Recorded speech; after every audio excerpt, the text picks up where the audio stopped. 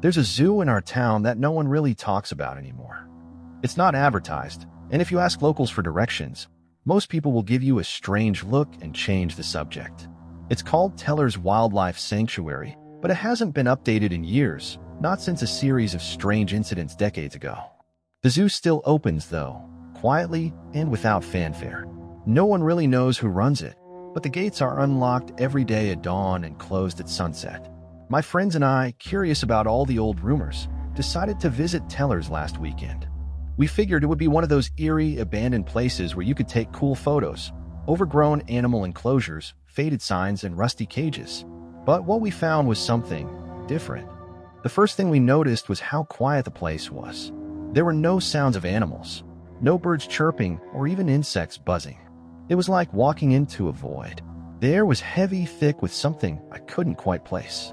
It made my skin tingle like static electricity. The entrance booth was empty as expected, but it looked like it had been recently cleaned, given that we hadn't seen a single car or person nearby when we arrived. A map of the zoo was tacked to the inside of the booth, its corners yellowed and brittle. What caught my attention was an area marked, "Do not enter," scribbled in a faded red marker. "That's where we're going," my friend Jake said, flashing a mischievous grin. None of us objected. After all, if you're going to explore an abandoned zoo, you might as well go all out, right? The first few exhibits were what you'd expect, run down and empty. The lion enclosure was overgrown with weeds, and the once tall and proud fences had rusted away.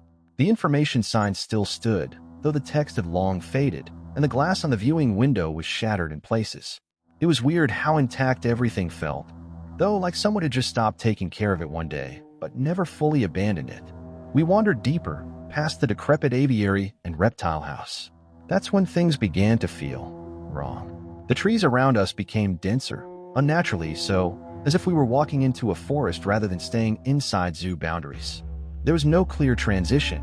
One moment we were on a cracked pavement, and the next we were treading on damp, spongy ground covered in moss. The smell hit me first, a sickly sweet rot, like decaying fruit mixed with something metallic. My stomach churned. "Maybe we should head back," Emma said, her voice barely above a whisper. She was the cautious one in our group, always the first to suggest a retreat when things got dicey. But Jake was already pushing forward, determined to find whatever secrets the do not enter area held.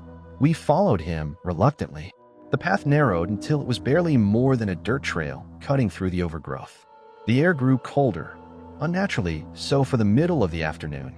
Then we saw it, the forgotten exhibit. The enclosure was massive, its black iron bars stretching high into the canopy of twisted trees. There was no sign to tell us what it once housed, and the cage itself was empty, at least at first glance. "Looks like a bust," Jake said, his voice echoing unnervingly in the stillness. He stepped closer to the bars, peering inside, and that's when we heard it.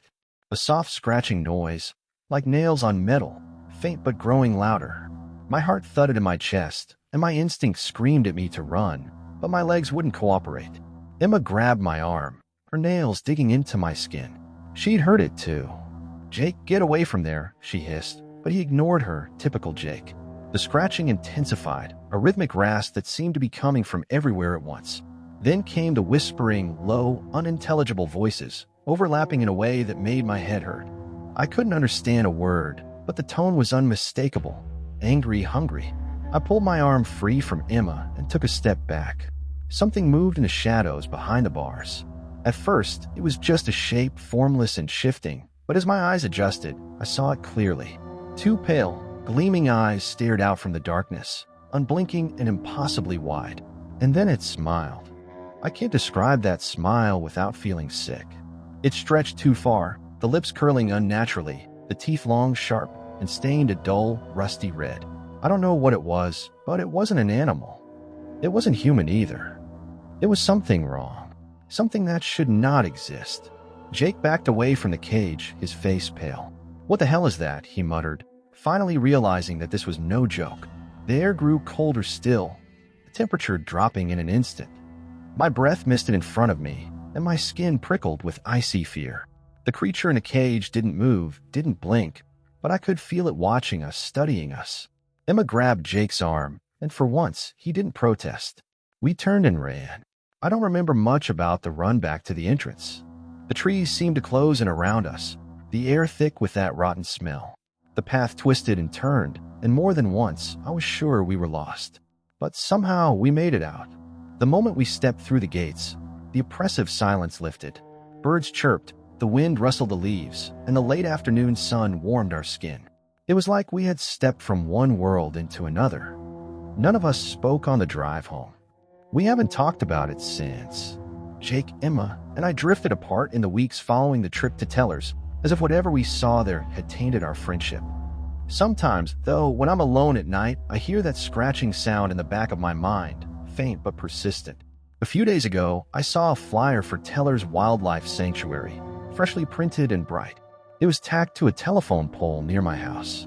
The zoo is having a Halloween event this year, and for some reason, I can't shake the feeling that it's a trap. They're looking for something or someone to fill that empty cage.